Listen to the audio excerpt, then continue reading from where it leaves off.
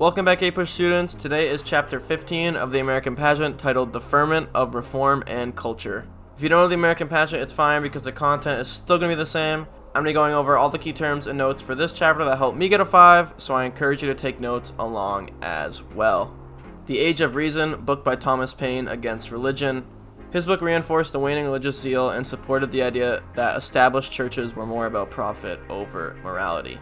Deism, idea of science over the Bible. It was a popular idea that turned people off from organized religion and prioritized science and reason over the teachings of religion.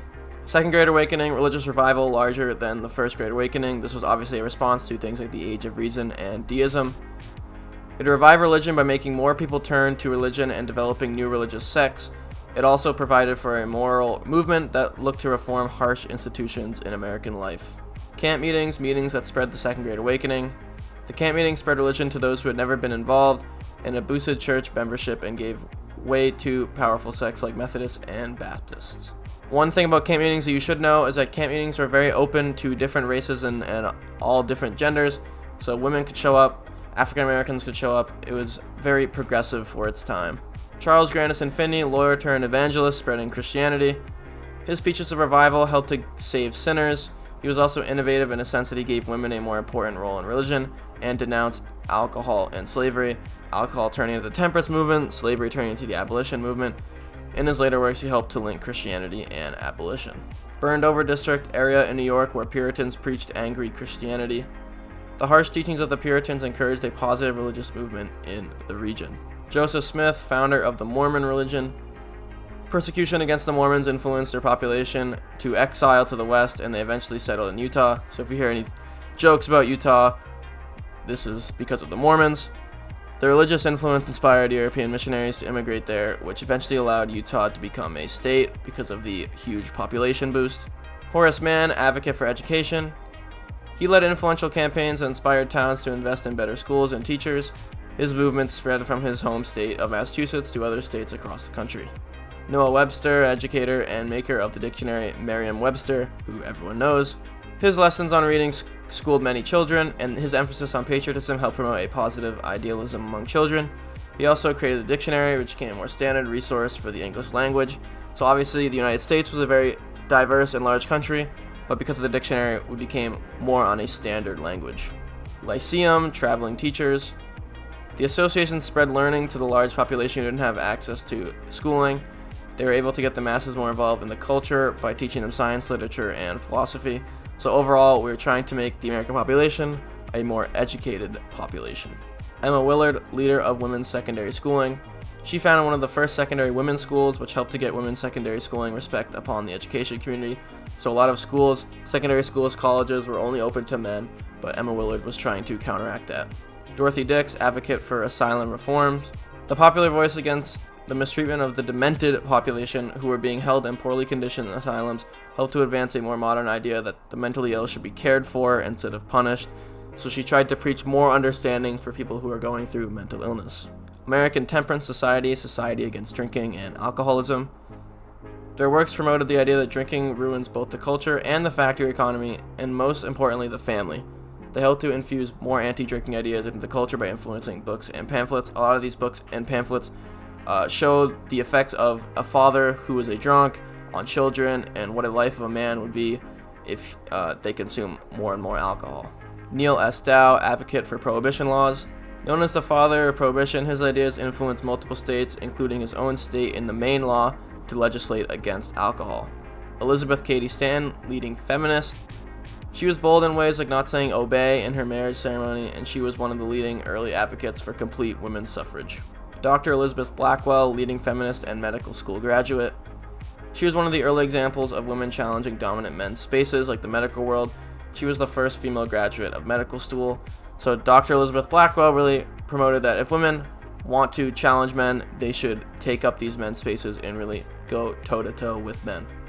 Susan B. Anthony, leading feminist Susie B's. She was a lecturer on women's rights, and her bold and out-of-place actions inspired progressive women to call themselves Susie B's.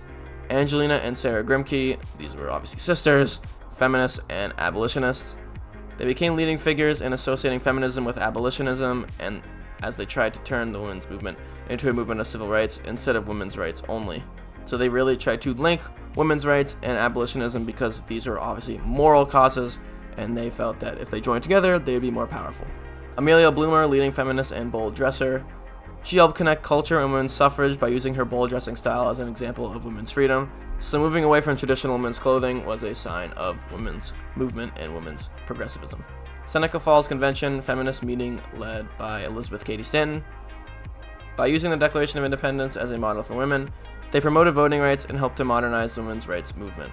So linking the women's rights with America's foundation obviously helped to convince people to join the women's rights movement. New Harmony, communistic settlement in Indiana. The communist radicals combined with criminal behavior sank the colony. It was one of the many examples of how communist settlements in America could not compete with the rest of American society. John J. Audubon, founder of the Audubon Society. His Audubon Society helped to advocate for the preservation and protection of birds, an example of the evangelical movement to preserve wildlife, another form of the environmentalist movement. Architecture, neoclassical architecture in New World America. The borrowed Old World architecture demonstrated how the New Republic felt like it needed protection by aligning with previous successful civilization roots of architecture. Gilbert Stuart, painter, became popular in America. His portraits of George Washington eventually appeared on the dollar bill, and the idealization and worship of the portraits challenged the Puritan idea that art was useless. So a lot of traditional values stated that artistic productions and just the arts in general was not useful to society, but obviously this was proving untrue. Hudson River School teaching romantic art. The pieces of art made from artists from this school depicted landscapes unique to America, which helped to create America's own art style. Romanticism, imaginative form of literature. Romanticism focused on the well-being of the self and of nature, and it helped to give American literature and culture a solid identity. James Fenimore Cooper, New York author. He helped to spread American literature to Europe and gain the practice more respect in the foreign sphere. The importance he put on expressing the Republican experiment helped to apply a literary perspective to common American life. Transcendentalism, liberalization of traditional Puritanism, self-truth over God. Transcendental inspired people to be more in line with themselves over institutionalized wisdom from the church or from the government. It defied traditional orders, and the dignified principles helped to destroy boundaries with race and sex.